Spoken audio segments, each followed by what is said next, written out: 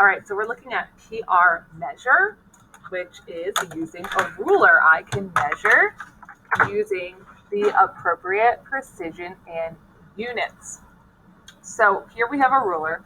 It is metric. Remember, we only use metric units in science. We're not going to use any inches or feet or anything crazy like that. So we want to make sure we are always using metric units like centimeters. I know this says millimeters right here, but it is a centimeter ruler. Sometimes centimeter rulers are marked millimeters because the little marks are millimeters, but the big marks are centimeters. So just know, usually when you see rulers like that, millimeters and centimeters, sometimes they're marked differently, but it's the same thing. So if I look at A here, I noticed that A is right on the line. See how it's right on that line? So I want to figure out what that measurement is. Well, that's 1, and it's halfway in between the 1 and the 2, 0.5. But since it's right on the line, I need a guess digit, and I need to communicate it's right on the line. So the guess digit we use is 0. I know for sure it's 1.5. I'm guessing that it's exactly 1.5, so I write 1.50 centimeters. Now this next one, B, to me it looks like, I guess it looks like it's right on the line again. But that one is at least 2 point, let's see, if the big line is 0.5, and I count over, 0.6, 0.7, 0.8, 0.9, so it's at least 2.9. If I think it's right on the line, I call it 2.90 centimeters.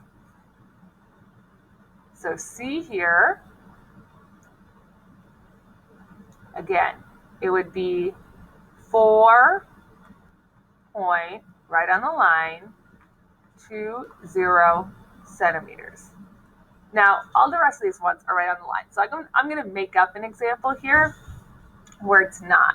So let's say it's right here. See how that's in between 8.9 and 9? So that measurement, I would call that, I know it's at least 8.9. I'm going to guess it's about halfway in between. So I'm going to call that 8.95 centimeters. So every measurement has all the digits we know.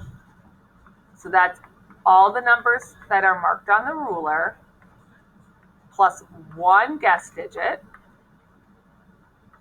So that's going to be a 0 if it's right on the line, or if it's halfway in between, it's going to be a 5, or it could be a 1 or a 9 if it's really close to either end, but usually it's a 5, usually it's right in the middle. So all the digits we know, plus 1 guess digit, and a unit label. We need to label those units. Notice how all of my measurements have centimeters at the end. Or I could have, again, this is millimeters, but these big marks we're pretty sure represent centimeters, and the little marks are just millimeters. But if this was a quiz and that confused you, I would let you mark millimeters because I know that's a little confusing. So whether you mark centimeters or millimeters on this would be okay. But you need to have a label. It needs to, not be inches. So make sure you know what unit your ruler is in, and make sure you label it with the correct units. So all measurements are going to have all the digits we know from the ruler. That's the easy part.